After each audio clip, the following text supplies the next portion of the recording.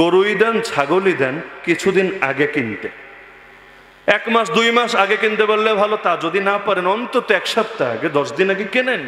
একটু নিজে মাঠে নিয়ে আসেন, একটু ঘাস খাওয়ান, ছাগল হলে কাঁঠাল পাতা খাওয়ান, একটু মহাব্বত তৈরি করেন, ওর সঙ্গে একটু সময় যাপন করেন। এভাবে যখন 5 দিন 10 দিন সময় দিবেন দেখবেন আলাদা একটা মহাব্বত কাজ করে। এরপর কোরবানির দিন নিজের হাতে জবাই দেন, হুজুরে দিয়া না, কসাইরে দিয়া না, নিজের হাতে দেন। আল্লাহ রসুল নিজের হাতে জবাই দিতেন না?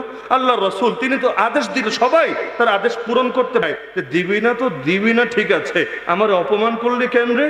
তোর কাছে কি মনে হয় আমি 2 টাকার ভিক্ষুক, আমি 5 টাকার ভিক্ষুক? আমার একটা দাম আছে না?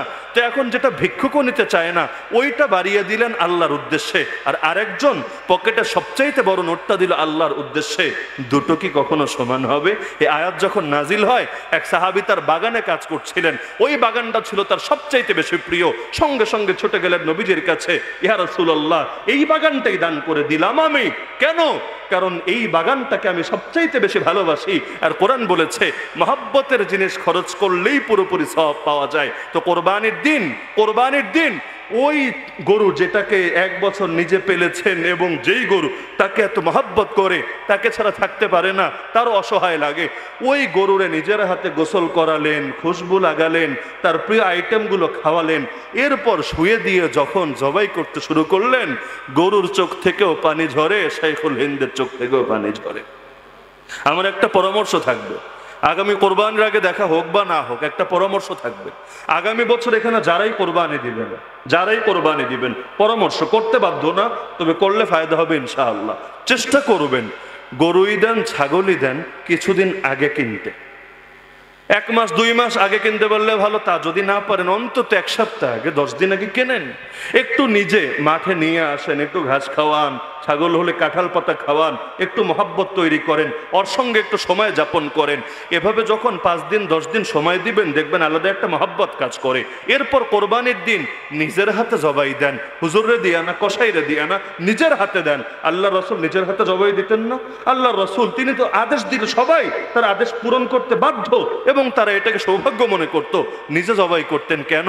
কারণ এতে অন্তরে চাপ বেশি পড়ে। তো যেই কাজে অন্তরে ত্যাগ যত বেশি হবে, ওই কাজের দ্বারা আল্লাহর কাছে মর্যাদা তত বাড়বে। বলবেন হুজুর জবাই করতে পারি না, পারেন না তো শেখেন। পারেন না তো কি ট্যাবলেট খাইলে পারবেন নাকি? অথবা কেউ হুজুর ধরে একটা তাবিজ বেঁধে দিলে অটো পারবেন নাকি? না, শেখেন, শেখার চেষ্টা করেন, কসাইয়ের কাছে যান, গিয়ে ট্রেনিং নেন। মাঝে মধ্যে সকালে গিয়ে কসাইয়ের দোকানে 2-1টা জবাই করে দিয়ে আসেন না, বিসমিল্লাহ আল্লাহু আকবার বলে। জবাই তো অনেক সহজ। এভাবে কোরবানি করে দেখেন, ওই কোরবানির রং আর এমনি একটা সব লোক দিয়ে করায়া দেওয়া, টাকার গরম দিয়ে সাইরা দেওয়া, 2 কোরবানির রং সমান হবে না। আগের হাজি সাহেব আর বর্তমান হাজি সাহেবদের দেখেন না। আগে যারা হাজি সাহেব আসতো, হাজি শব্দেরই একটা সম্মান ছিল আলাদা, কারণ অধিকাংশের আগের জীবন পরের জীবন মিলতোই না। 3 মাস 6 মাস সাধনা করে হজ করে আসতো, কেউ জাহাজে করে, কেউ বহুত কষ্ট করে প্রাণের ঝুঁকি নিয়ে যাওয়ার আগেও 10 গ্রামের লোক থেকে বিদায় নিয়ে যেত, সবার হক আদায় করে দিত। এটা ভাবতো না যে ফিরে আসবো কিনা, আসলে আলহামদুলিল্লাহ, না আসলেও আফসোস নাই। এরপর যখন আসতো দেখা যেত জামানার ওলিতে পরিণত হয়েছে। আর এখন হজে গেল অল টাইম সেলফি আর সেলফি, ভিডিও আর লাইভ, ব্যাস এগুলোই চলতে থাকে। তওয়াফ করছে তখনও লাইভ। আরে আল্লাহ রসুলের রওজার সামনে গিয়ে সালাম জানাবে, হ্যালো গাইস তোমরা দেখো আমি সালাম জানাচ্ছি। বাহ, কি আজিব তামাশা! এমনকি এই বছর আরাফার ময়দান তো হজের মূল একটা অংশ, ওকুফে আরাফার ময়দানে কাজ কি? দোয়া করা, খুতবা শোনা। এখানে বসে যে দোয়া করবে আল্লাহ দোয়া কবুল করে ফেলবেন। কত বড় সৌভাগ্যের ব্যাপার! এই বছর কয়েক কোটি জিবি, 100 জিবি না, 1000 জিবি না, কয়েক কোটি জিবি ইন্টারনেট ব্যবহার করেছে হাজিরা আরাফার ময়দানে বসে বসে। কাজটা কি আমারে বলেন?